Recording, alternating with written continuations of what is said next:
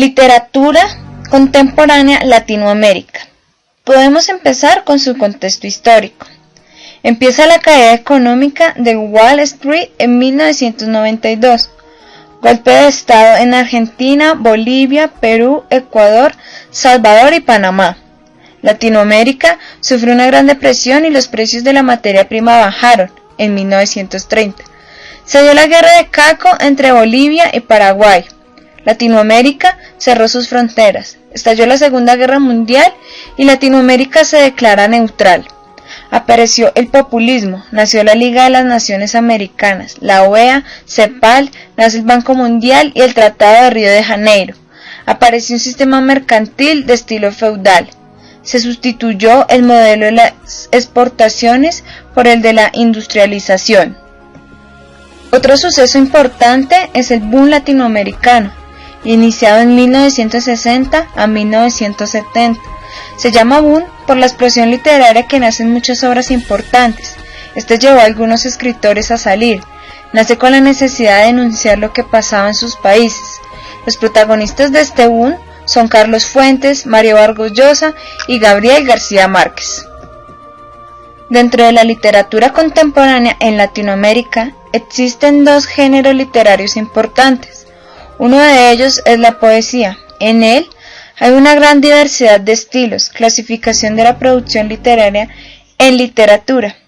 En Colombia nace el nadaísmo, movimiento literario colombiano que se desarrolló durante el periodo de 1957 y 1970. De rasgos contraculturales, el nadaísmo tiene sus antecedentes en algunas vanguardias históricas como el dadaísmo y el surrealismo. Además, estableció contactos culturales con la generación beat. El movimiento expresó una protesta contra las instituciones tradicionales de la sociedad y la cultura, protesta que filosóficamente se enmarca en lo nihilista.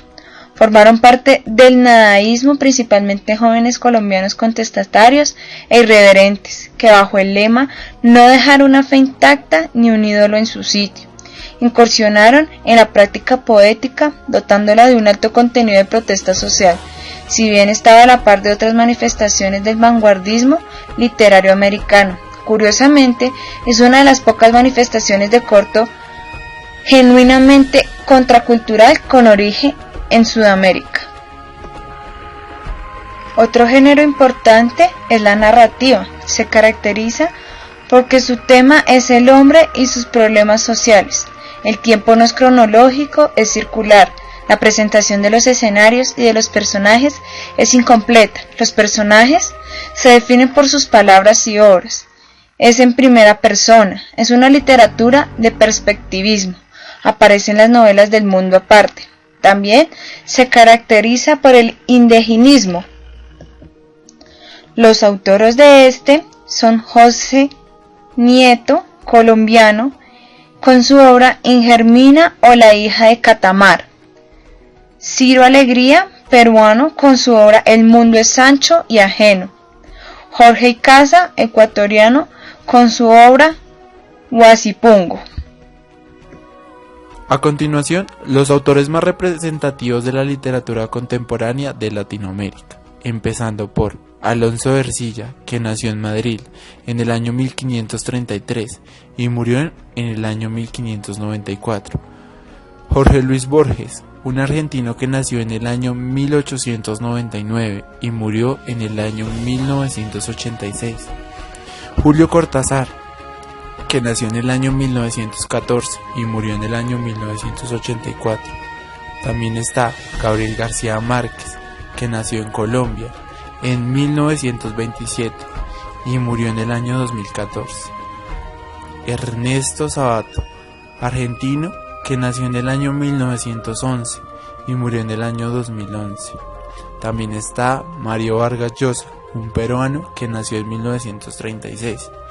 Y Juana Inés de la Cruz, una joven mexicana que nació en 1651 y murió en 1695.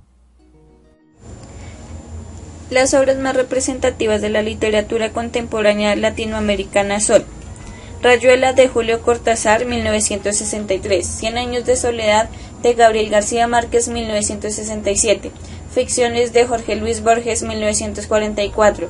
El túnel, de Ernesto Sábato, 1948.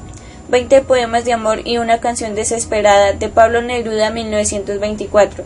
La ciudad y los perros, de Mario Vargas Llosa, 1963. Trilce, de César Vallejo, 1922. Pedro Páramo, de Juan Rulfo, 1955. El laberinto de la soledad, de Octavio Paz, 1950. El siglo de las luces, de Alejo Carpentier, 1962.